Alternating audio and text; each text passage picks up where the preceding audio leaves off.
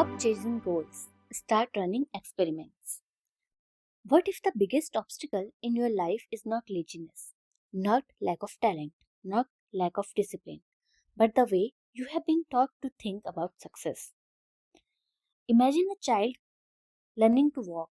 The child takes a step, falls, tries again, falls again, and somehow nobody calls that child a failure. Nobody says, maybe walking isn't for you. Nobody says, you have already failed 3 times. Yet something strange happens when we grow up. We stop treating life as a learning process and start treating it as an exam. Every decision feels permanent. Every mistake feels personal. Every failure feels like proof that we are not good enough. And that's exactly the problem Anne-Laure wants to solve in her remarkable book, Tiny Experiments. The question is, who is Anne-Laure? Before becoming a neuroscientist and writer, Anne-Laure worked at Google. By most people's standard, she had already achieved success, a prestigious job, a successful career, financial security, yet something felt wrong. She realized that many of us spend years climbing ladders we never consciously chose. We follow scripts, we chase goals, we tick boxes, and then one day we ask ourselves, is this really what I want? That question changed her life and eventually led her to create a different philosophy. A philosophy based not on goals, but on experiments. In ancient India, thousands of years ago, the Upanishads offered a beautiful insight. Charayveti, Charayveti means keep moving, keep exploring. Notice what this wisdom does not say. It does not say, never fail. It does not say, always be right. It simply says, keep moving, keep learning, keep discovering. And that is the spirit of this book. Chapter 1. Life is not a test. Most people live as if life were a final exam. One wrong career, one failed relationship, one bad decision, and everything is ruined. But life is not a test. Life is a lab. Scientists don't panic when an experiments fail. They become curious. They gather data. They learn. They get. Then they try again. The problem is that we judge ourselves, where scientists would simply observe. Psychologists call this fixed mindset. People with a fixed mindset believes that failure reveals who they are. People with a growth mindset believes that failure reveals what they can learn. Small experiments teaches us to think like scientists instead of judges. Chapter 2. Replace goals with experiments. Most goals create pressure. Experiments create curiosity. Think about it. A goal says, I must succeed. An experiment says, let's see what happens. The emotional difference is enormous. Suppose you want to start a channel. A goal says, I need 1 lakh subscribers.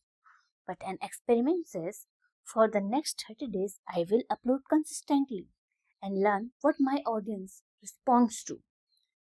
One creates anxiety, the other creates learning. Chapter 3. Curiosity is a superpower. Children learn rapidly because they are curious. They are not trying to protect an identity.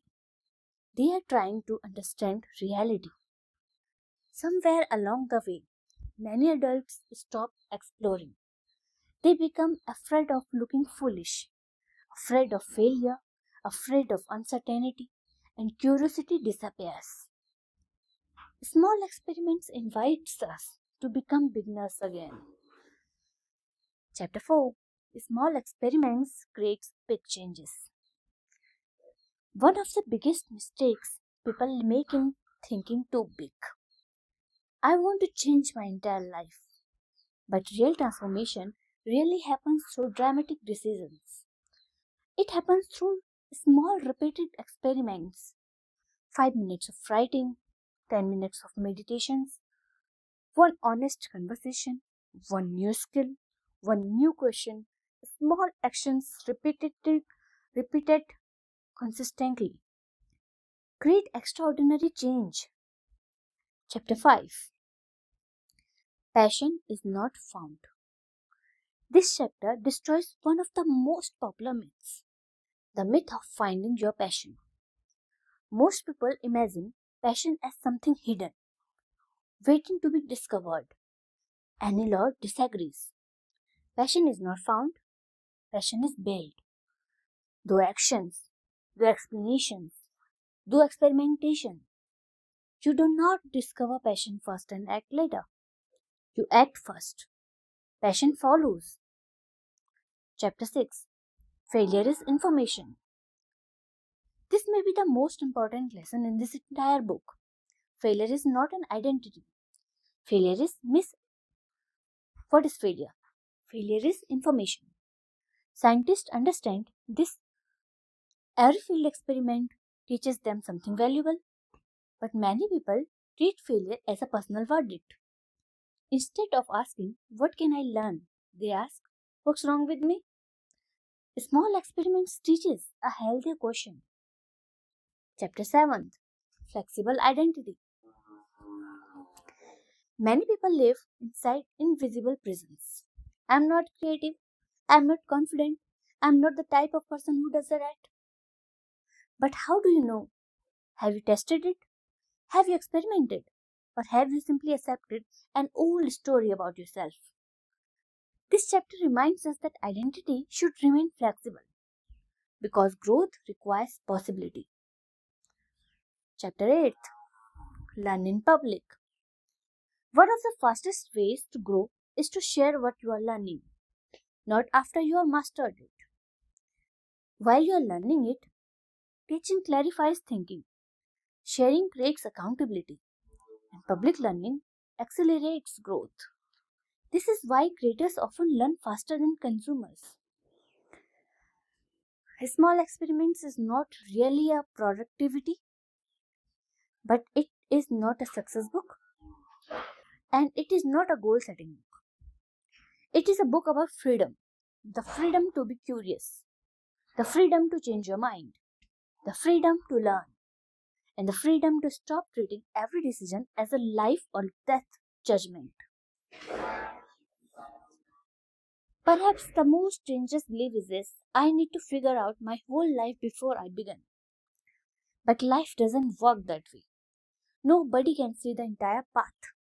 We only see the next step, the next question, the next experiment. So maybe you don't need a perfect plan. Maybe you just need a tiny experiment. Because a tiny experiment can become a new habit.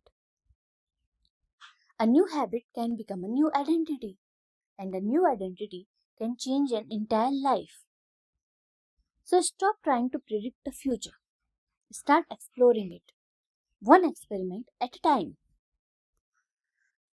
Thanks for listening.